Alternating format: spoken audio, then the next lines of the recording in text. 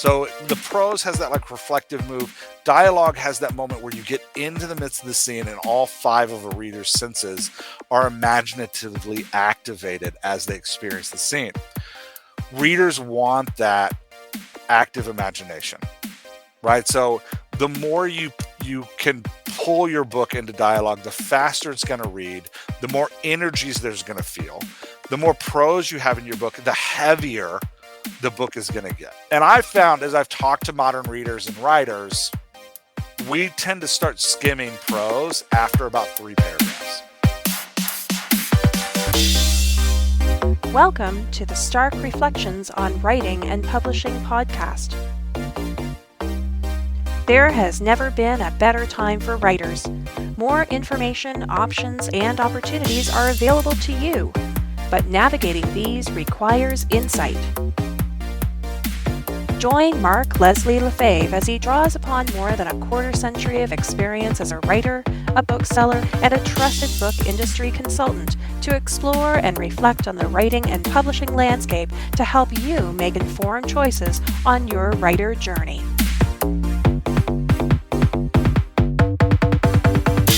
Hello, Reflectors, and welcome to episode 266 of the Stark Reflections podcast. This is your host, Mark Leslie Lefebvre.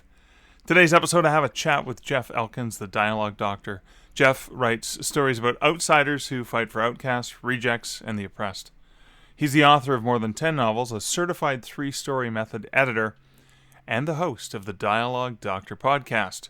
Now, during the day, he leads the writing team for a training company that simulates difficult conversations, and he lives north of Baltimore, Maryland, with his wife of 20 years and his 5 kids. Now, we have a fantastic conversation, which I'll explain about later in this episode, but first, let's hear a word about this episode's sponsor. This episode is sponsored by Findaway Voices. Findaway Voices is a platform that allows authors the opportunity to get their audiobooks out into that global market out there. There's a big global market, and there's lots of great opportunities for authors. And having your books in multiple formats, and I would advise print and ebook and audiobook, and of course, I would advise large print too, but this is about audio. Having your book in multiple formats just makes it more accessible for more readers. If you're looking for a narrator for your audiobooks, you can use Findaway Voices. They have a marketplace, which is DIY. They have a more self-directed option as well. And if you also already have the audio, you can use Findaway Voices for distribution. That's the great thing about Findaway is it's your choice. You can decide how you're going to do it, and Findaway Voices has come up with some great tools and opportunities and platforms that help you with that. Speaking of help, they do have marketing opportunities. So I was just recently at an author event where I was selling books in person, and people were dropping quite a bit of money on the print versions of my books. And I said, hey, you already bought a print copy of the book. If you want to listen to the audio, I've got a great narrator. You just email me and, remind me that we had a chat, and here's my email address, and I'll send you a code, which I can get from Findaway. I get 100 codes for every single book I have, so you can enjoy the audiobook. So there's lots of flexibility, lots of marketing opportunities. You can get marketing opportunities with places like Chirp, etc. You can set and control your own prices as well, which means you can run price promos on your audiobooks. And speaking of price promos, my novel, A Canadian Werewolf in New York, is $2.99 from July 1st to September 30th. So we got another 30 days as I'm recording this on September 1st. And if you want to check out how you can leverage Findaway Voices as an author, all you have to do is go check them out over at starkreflections.ca/Findaway. So a funny thing happened on the way to this episode.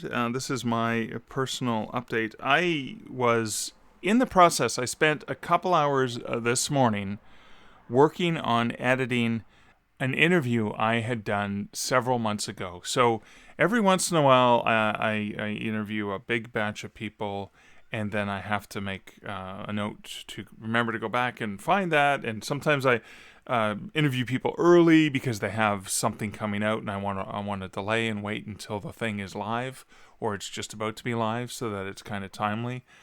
And other times, I'm switching things around because I'm trying to bring in as diverse a interviewee section as possible. So, bringing in people from outside the industry, bringing in different kinds of writers, different styles, males, females, etc., and just trying to change it up a little bit, just to try and give you some a little bit more fluidity or dynamic diversity in terms of the content. So it's not just the same thing over and over, well, with the exception of my rambling beginnings and my reflections at the end, but hopefully you're enjoying those enough. But so I had been so scattered in the last several months that I am kind of just going to town, working really fast, trying to get things going. And I obviously am not paying attention to the things I'm doing. You've probably even noticed I repeat myself quite a bit in the personal update because I can't remember that I said it last week already, or whatever the case may be. Horrible for you who binge listen to episodes because you're like, yeah, I know, Mark, you just said that, you just said that, you just said that. Maybe it's not so painful for those who listen to it on a more weekly cycle. But all that aside, I ended up working on an interview that I honestly didn't remember I had put into the feed some time back. And the reason I did is because I have a folder and on my hard drive, and then once I deal with the folder of the Zoom recording, I then archive it into a different spot so I know that it's done. And I scrolled back and I panicked and went, oh my God, this interview from way back when, I didn't even get it out there, and I felt really bad for the guest, and I wanted to make sure that I put it in the queue. So I spent all this time going through the interview, and of course it seems familiar. Of course it's familiar because I was the interviewer, and I'm just going back and editing and cleaning up, and then I'm making my show notes. But sometimes it's familiar because it just resonated with me, and even if it was 6 months ago, I was like, yeah, it felt like just yesterday we had that conversation. So I didn't even notice that I had already released the episode, and I was going to find the biographical information for this person in my email, which is where the booking happens for the recording.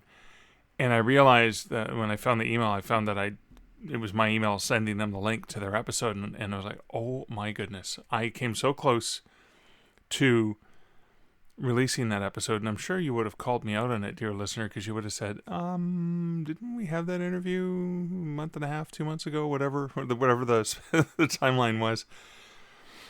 And so I had budgeted some time in the morning today to work on that before I went back to doing some of my Draft to Digital work. And one of the things I did for Draft to Digital today was I was the interviewer. I was the host for the D2D Self-Publishing Insiders, which is Draft to Digital Live, where we interview different people every week, Thursdays at 1 p.m. Eastern. And today was the Dialogue Doctor with Jeff Elkins, and it was phenomenal, just fantastic. And so I finished that. I did a little bit more work, and then I came back to go to edit my podcast. That's when I realized towards the end of the day, oh no, all this work I did is for naught because I'm not just going to release it again.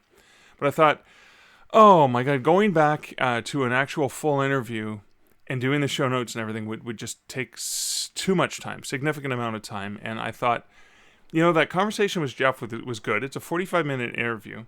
What if I pick some highlights from it and put that in this episode because it's so fresh in my mind? I just did the interview. I clipped it significantly. You're only going to get some highlights, which is less than half of the full interview, which I'm going to have links to here so you can go and watch the full video.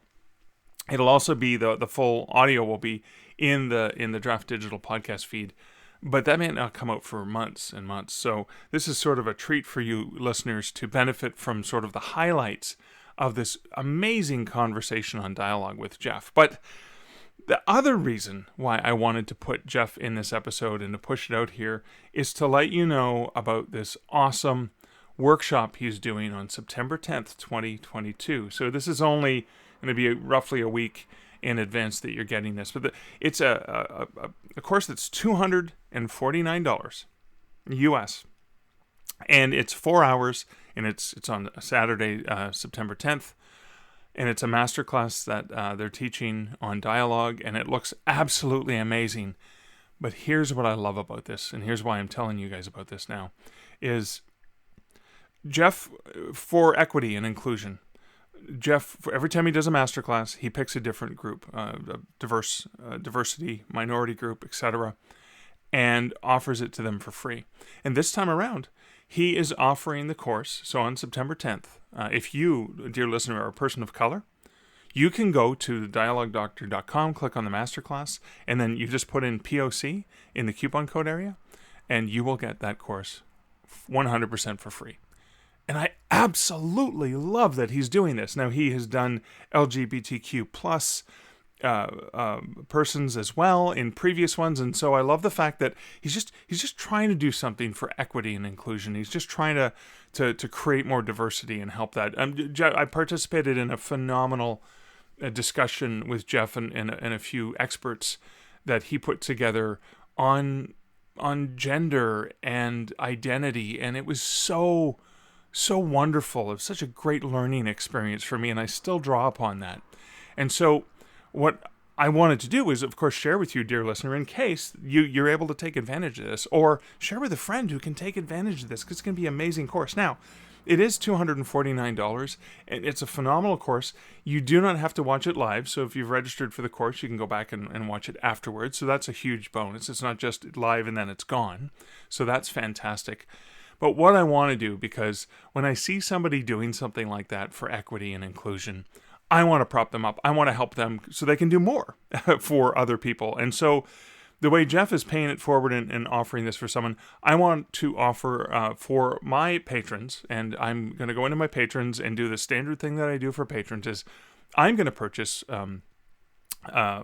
this workshop to give to one of you, dear patrons of the podcast. No, not all listeners, but patrons of the podcast. So basically, patrons at the $1 level will be entered in once, patrons at the $3 a month level will be entered in twice, and patrons at the $5 a month level will be entered in 3 times. Now, Jeff Elkins, I'm sorry, but you're excluded from this. You can't win. You can't win a shot at your own masterclass. You've already heard what that guy has to say. But so Jeff won't be included. But all other patrons of the podcast are going to be included. And I'm going to reach out to you, because what I'm going to do is I'm going to reach out to the patrons through a random draw. And whoever wins, I'm going to reach out and see if you're able to do it, if you want to do it. And if not, then I'm going to pick another patron. And so I want to get this started right now. So chances are I will have already reached out to somebody. I can't announce who it is because I want to make sure they can take it. But then that way I can pay for and register for you. Now I'm doing this as a thank you to my awesome patrons, of course, because I want to give back to those who are supporting this podcast over at patreon.com/starkreflections. And also doing it because I want to support Jeff, because I love what he's doing with diversity and equity and inclusion as well. So again, and that's another reason why I wanted to have these highlights from my chat, my Draft to Digital chat with Jeff here. And again, like I said, there will be a link to the full chat on Draft to Digital's YouTube page in the show notes over at starkreflections.ca. But that's that's what I wanted to get out there. So I am going to forego the rest of the introductory bits that I normally do. So that this is kind of my personal update. I have personal update stuff to share, comments to share as well. Just want to thank people for leaving comments and say you can at me over on Twitter. I'm at Mark Leslie, or leave comments for any episode over at starkreflections.ca. And again, a huge thank you to all my awesome supporters who support this podcast over at patreon.com, hoping one of you will be able to take advantage of this awesome dialogue course. So that is it for my introductory patter for this episode. Why don't we get into these highlights of my conversation on the Draft to Digital Self-Publishing Insiders chat, which took place on Thursday, September 1st, 2022, and that is it's later in the afternoon that I am recording this. So that is coming up right after the bumper. Yeah, that's it. It'll come up right after the bumper, kind of like you're used to if you've been a long-time listener.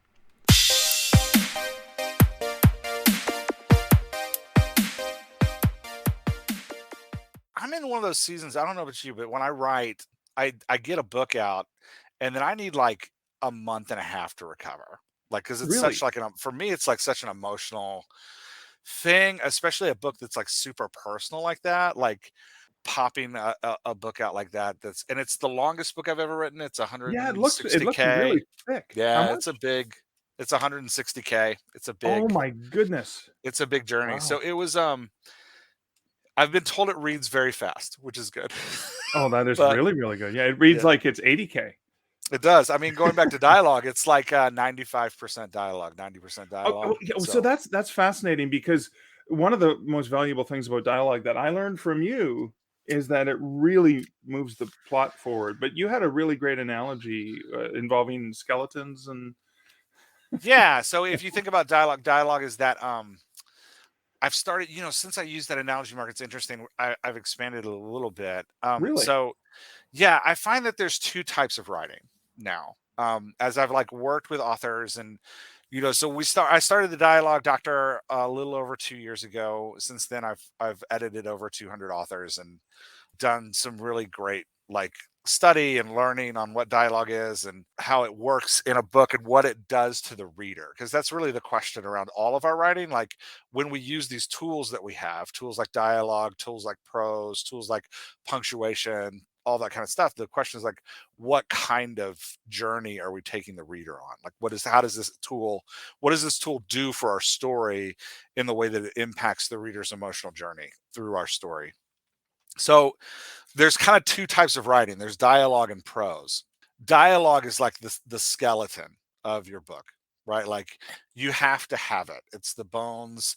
It's what makes the story go. And we can talk about in a second what dialogue is, but it's that like it's and then everything else that hangs on the dialogue is the kind of the meat of the story.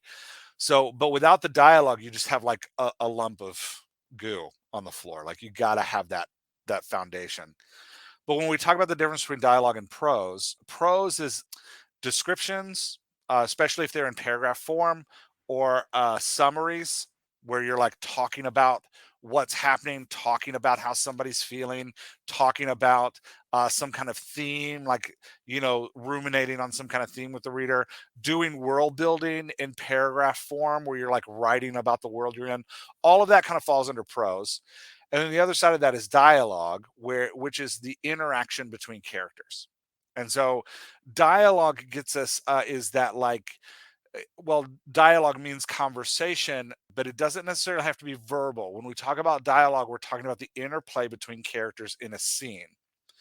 So if you think about the difference, this illustration was super helpful for me to understand the two differences between them. It kind of clicked them in my head when it happened. So I was taking my daughter to New York recently, and we were going across this bridge into Manhattan, and we could see from where we were on the bridge, we could see the whole skyline of Manhattan laid out in front of us. Like the whole thing was right there. And it was it's beautiful, it's awe-inspiring, it's overwhelming, and like look at this enormous like creation that humanity has put together over centuries. Like it's just this giant thing. And it has this experience of backing you up and taking it all in at once, right? That's what prose does. When you have world building, when you have descriptive paragraphs, when you have the character ruminating about what's going on, all those kind of like paragraph chunks that you put in your book, that's prose. And it's like taking in the entire skyline of Manhattan at one time. We drove in, we parked, we got out, and now we're walking around the streets, and that is an incredibly different feeling, right? Walking around the streets, you can hear the noise of the crowd. You can smell all the smells of the city. You can hear the traffic going by, and everything is alive, right? Like there's texture to everything. right? You can touch things, you can feel things. Your five senses are super active. So that's what dialogue is for a reader. So that the prose has that like reflective move. Dialogue has that moment where you get into the midst of the scene and all five of a reader's senses are imaginatively activated as they experience the scene. Readers want that active imagination, right? So the more you can pull your book into dialogue, the faster it's going to read, the more energies there's going to feel, the more prose you have in your book, the heavier the book is going to get, right? Right, Like the bigger and the more trudging it's going to feel, right? Like right. and I found as I've talked to modern readers and writers, we tend to start skimming prose after about 3 paragraphs. If we get 3 paragraphs, we start looking forward like, I wonder how much longer this is going to go, right? because we've been trained to consume story in a video format, right? Like for the last 30, 40 years, that's how we've been taking in story. Video format has very little of that reflective storytelling, right? Like now that gives us an advantage as a writer because we can have a moment with the reader that video can't have. Right, where we connect with them on this like thematic and passionate way where we take in the skyline. We just got to be careful to use it strategically, because if we're using that tool all the time, the reader stops feeling like they're a part of the story and they start kind of looking around like, I took in the skyline, like now what do I do? So it's that we got to keep it in the dialogue. So we coach people at the Dialogue Doctor to write a dialogue-centric scene, which means starting your scene with just the dialogue and then building your scene out from there. And then we train like, hey, let's learn to put our prose in what we call the segments. So if your dialogue is topical, right, like the characters are on a topic, at the beginning and end of a topic is your segment, right? Like your segment is that conversation. You have opportunities to stick that like prose at the beginning and end in a way that doesn't interrupt the energy you're creating with the dialogue. So being strategic like that and be like, okay, the reader's going to experience this scene. They're going to be in the scene on the streets of Manhattan in New York. And then as the topic, as the theme, as whatever's happening in the scene starts to take a breath or like take a pause, we can then jump back and take in the skyline for a couple paragraphs and then get back into the scene. I find that modern writers that we love are really, really great about this. And a lot of them just do it naturally. I think what it comes from is this deep desire to stay in the moment, right? Like, you got to back up, you're going to have to do some world building, you're going to have to do this stuff, but being in the moment as much as you can is what a reader craves and longs for. So the more we can use that dialogue to keep us in the moment, the better. I was thinking as well, it almost feels like when you're painting a picture and maybe not necessarily using different brushes, but you're using different colors, and you're using different textures, different colors, different brushes in order to create a dynamic and exciting image or picture, rather than just one big giant broad stroke or only little, right? Like you're changing it up to keep the reader engaged in a way, I think. Yeah, and I think the painting illustration works for those who are artists because, as an artist, when you're painting, you really do have to focus in on those details of every brush stroke, of every pencil stroke, and get into that like, okay, this piece of hair is going to do this on this portrait. Right. You can't just like take a big thick brush and wipe a color across the canvas. I mean, you can, but it's a different experience. And in that same way, like prose is taking that kind of big, heavy brush and just dropping big streaks across the canvas, whereas writing character-centric scenes that are dialogue driven is getting into the details and creating that very detailed portrait for the reader to take in. Now, will the reader know the difference? Right? Will the reader be like, oh my gosh, there's too much prose and he's interrupting his dialogue segments and he's bringing up. No, what the reader's going to say is like, man, that book was a lot, right? If your prose is too much, the reader's going to be like, man, that book was a lot. Or the reader's going to be like, yeah, I just couldn't get into it. Right? Like, on the other hand, like, if you're writing really solid dialogue, I was talking to a group of authors yesterday who just read a book that is like a fantastic kind of wonderful dialogue. Keeps you very deep in the scene. And one of the authors was like, I didn't even care what the plot was. I was having so much fun with the characters. And that's what we want, right? Like, yes, we want to have this great plot, but we want to have the reader into the characters. Okay. Yeah. And so I'm thinking a lot when you're talking about the value of dialogue. I'm thinking when you think of a screenplay is mostly dialogue. There's very little stage direction, right? There's a lot dependent upon the director and the actors, etc. But it's really dialogue intense. And I've been rewatching The West Wing lately, and part of what I'm doing, not just enjoying it, but I mean, politics doesn't interest me. And yet, Aaron Sorkin's scripts and the writers who worked on the show, there's such a reveal of relationships between characters in their dialogue and how they Mhm. interact with one another. And obviously, there's a lot of walking and talking because you don't want them just sitting at desks. But do you leverage screenplay, like scripts and things, only because to help people understand? Like, not everyone's read the book, but they Yeah, maybe have seen the movie, I or do study a lot of I do look at a lot of screenplays and have really focused on Sorkin because he's known for that kind of like energy building dialogue. So, the question, like one of the questions I've looked at screenplays is like what is dialogue that feels too much, feels too heavy, feels too like weighty, and what is it that like creates energy in dialogue? So one of the things Sorkin does is he keeps his utterances. So like if you think about dialogue as exchanges, right? Like character A says something, character B says something. That's an exchange, right? And I call it an exchange because what happens when character A speaks and then character B speaks, or and dialogue doesn't have to be vocal, right? Like it can be body language as well. But what happens in that exchange is they're exchanging expectations, like, hey, here's what I expect is happening in the moment that we're having this connection. And they're exchanging emotional resonance, right? Like, this is what I'm feeling. This is what I'm feeling. Like, that's what we do in this exchange that we're having. It's like, oh, these are my expectations of how this conversation is going and what's going on. And these are my expectations of like resonance and like the emotions that we're exchanging back and forth. Inside that exchange is an utterance, right? Like, so A has an utterance, B has an utterance, that makes up an exchange. What Sorkin does is it keeps his utterances incredibly short. And characters actually interrupt each other and cut each other off all the time, but the short utterances build that energy popping back and forth. It works in a novel as well, where your characters' utterances are short. But the other thing he does is he has very clear character voices. And that's what you're talking about, is like the characters are revealed in the conversation.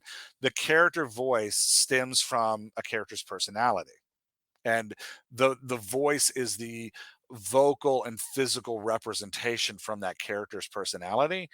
We call it the dialogue daisy, just as like a teaching illustration, where like the stem of the daisy is the personality and it blossoms into this voice, which is what the reader actually engages with. The voice includes like the words and language the character uses, the character's body language that's specific to the character, the character's cadence, which is like, does this character use like short sentences or long sentences? Does he speak with a lot of commas? Does he speak with like 2 to 3 sentences at once? Or is he just like, more closed off than that? And then the pacing, which is how does the character speak in relation to other characters? So if right, you look at Sorkin's characters, because he writes in this place where everybody is high professional and high energy, all of his characters have very short cadences, except the president, by the way. But all of the other characters have these short cadences. So you get like Josh Lyman and the Rob Lowe character walking down a hallway, and they're just like pop, pop, pop, pop, pop, pop, pop. And you start to get that like energy building from their dialogue. You right, can use that same tool in your books by keeping those cadences short. The dialogue will really start to move quickly. And the right. reader will just like fly through a page. And that has an impact on the reader's experience, right? It makes the reader feel like things are moving. Again, these are all just tools we can use to manipulate the reader's experience with our story. But if you watch, like, let's take like the Avengers movie, which is like a, supreme action movie, Right. listen to what's happening in that action scene. They Right. talk all the way through it. That's true, they do, They yeah. they are because the way we express our emotional state is through that verbal communication with one another. So they inherently know that in writing like this like movie that's going to make billions of dollars in like an Avengers movie, that they can't have a silent fight scene. They have Right. to be talking through it the whole way, Yeah, because we as people interpret emotions through verbal expression or through body language and physical expression, right? Like, but okay. that's so even when you're writing, when I coach writers to write a fight scene, I'm like, hey, let's write it as we would a screenplay, and let's get this what they're saying first, and then come back and put the action around it, because Okay. the dialogue is the skeleton, and you can build the meat around Okay. it, but you got to get that skeleton down.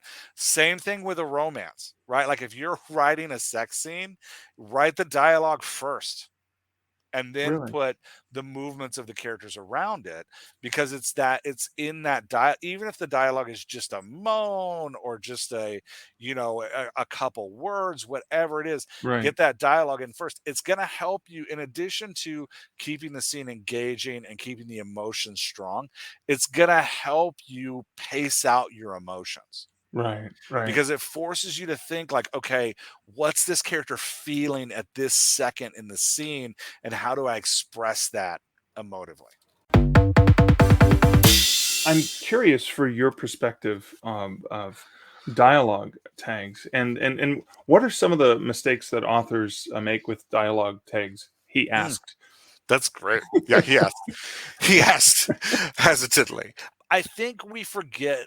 I think we have this love-hate relationship with dialogue tags, where we're like, they feel like they could be valuable, but we're terrified of them. So we just try to either like only use them when we absolutely have to, or like I've heard people be like, completely leave them out, never use them. And that's like saying, I feel like that's like looking at a carpenter who's putting up cabinets and be like, hey, that screwdriver is tough to use, so never use it. It's like, well, what if I got to screw something in? Like, you got to use it. So it's that, but that's how dialogue tags are. They're just so, first, like, let's remove the fear. They're just a tool. That's Okay. all they are. They do three different things. The first thing dialogue tags do is they identify who's speaking. So Right. if you're in a two-person conversation, what I call a one-on-one conversation, you don't need them as much. We know who's talking. Your paragraph spacing is doing that work for us, right? Unless you're Jose Saramago and you don't use any paragraph spacing or dialogue tags, and then but the paragraph spacing does that for us, right? Like, we know who's speaking, so we don't necessarily need dialogue tags for that first thing. But if you're in a 3, 4, 5-person conversation, which I call a big cast conversation, Right. you gotta use those dialogue tags, because otherwise the reader's going to be super confused as to who's talking, or you're going to weigh your conversation down with a massive amount of body language. Everybody's going to move before they speak, and it's just the conversation all of a sudden feels like very weighty. You lose that Right. Aaron Sorkin pop in there, right? Like, because Right. characters can't just talk. So you got to be using dialogue tags in those bigger things. The second reason you use them is to generate pacing, right? Okay. So if my character's expression is like, I think that we should go to the movies tonight to see that really great show. Aaron said, I think we should go to the movies tonight to see that really great show. You can see how putting the dialogue tag up front slowed the pace down. So Right. you can use that tool in order to create a thoughtful moment, right? Like, Aaron rubbed his chin and looked up in the sky Okay. and said, I think, and you can see that and said creates a little more Right. space, makes it a little more thoughtful. You can also put it in the middle of the utterance in order to create breaks or breaths in the utterance to break it up. I think Aaron said that we should go to the movie to see that really great show. You can see that I'm emphasizing different parts of the utterance. Right. And by Right. dropping that tag in there, it creates a different imaginative feel, right? Like, or if you want to keep it fast, you put it at the end. I think we should go to the movies to see that really great show, Aaron said. That like keeps it out of the way and is like a throw off. So Right. in addition to like identifying who's speaking, dialogue tags can also be used as a tool to shape the pacing of a character's utterance. The third Okay. thing they can do is to emphasize emotion, right? Like, so I think the best, if you want to look at an author that does this in an amazing way, Toni Morrison uses dialogue tags to really like bring out emotion. So, rarely does Morrison use she said. She uses a lot of like she shouted, she cried, she, in a release of agony, she, yelled, like, and so using dialogue tags to emphasize the emotion that the character's experiencing is that third tool we can use for them. Can you use a tool too much? Well, yeah, sure. If you're building a house and the only tool you're going to use is a hammer, so you're just walking around banging on all the walls, like, it's not like you can have a very holy house. But if you're, so you got to use tools strategically. But the key is to like know what the tool does. This is what Right. dialogue tags do. They identify who's speaking, they create pacing in the utterance, and they enhance the emotional expression of the utterance. Or like know what they do, and now you can use it strategically. You can pick that hammer up when you got to knock it a nail. Right. Like, so Right. I think Okay. all of our tools are that way as we write. Like, the key is to understand, like, what does this tool do? to the reader's experience. Right. And once we get what the tool does, we can then start playing with them.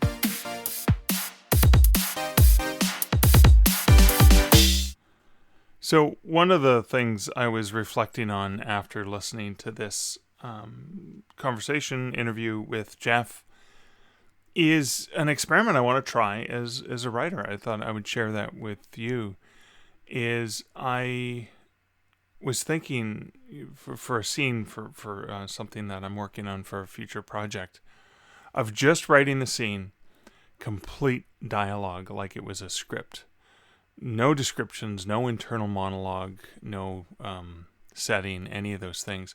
And just starting with the dialogue. And I was reflecting back on my co-author Julie in Lover's Moon, and how so many of her chapters in Lover's Moon, and they're so amazing, are dialogue.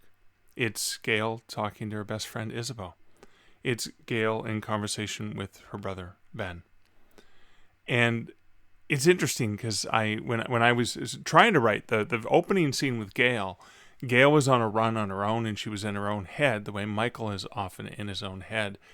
And I realized that was a mistake, because Gail's a more dynamic, interactive person who interacts with other people and has those dialogues, whereas Michael has most of his dialogues by himself because he's used to keeping so many secrets. And that in and of itself is a huge character differentiation, right? The character differentiation is sometimes the dialogue itself, how much someone speaks. And so part of the dialogue I was trying to show with Michael through the books up to that point, where he has these really snarky, smart-ass responses in his head. He thinks that way, but he doesn't actually say them very often. Unless he's in the heat of battle, then he'll make the snarky, sarcastic responses to the bad guys. But typically he'll think something, but then he usually doesn't say anything but the nice. That's his upbringing. But anyways, that's what I plan on doing. I plan on trying to see what I can do when I first write a scene as the dialogue, the skeleton piece, as Jeff explained, and then add the meat and bones of the structure and a little bit of the setting and stuff like that, so I can try and build it that way. And I've never written a scene that way. I know Sean Costello, who's a brilliant writer, most of his novels, he did the screenplay first, because he's a huge movie buff as well. And then he added the text to it. And because I remember reading the screenplays for things like Squall and Last Call, and then reading the screenplay and then reading his own adaptation of his own screenplay. And I thought, oh, that's cool. And Sean's, one of the most brilliant writers I've ever had the privilege of getting to know and learn from. So I'm thinking, yeah, I'm going to do that. To try to apply some of the stuff that we've learned from Jeff here today and on the previous times, of course, that I've spoken with him. How about you, dear listener? What's something that you're taking away from this conversation with Jeff? Is it something you want to reflect on, or is it something that you're thinking of trying or practicing in your own writing craft? You can leave a comment for that reflection or those thoughts over at starkreflections.ca for this episode 266. You can also at me on Twitter. I'm at Mark Leslie. As always, thank you so much for listening. This is the end of the episode. I will be back next week with episode 267, and ideally it'll be an episode that I hadn't previously edited, because I'll have better track of things. Oh, am I kidding? I'm not all that organized. But until next week and next episode, this is Mark Leslie Lefebvre wishing you great writing and good Stark Reflections. Thank you for listening to the Stark Reflections podcast. You can find show notes for each episode at starkreflections.ca.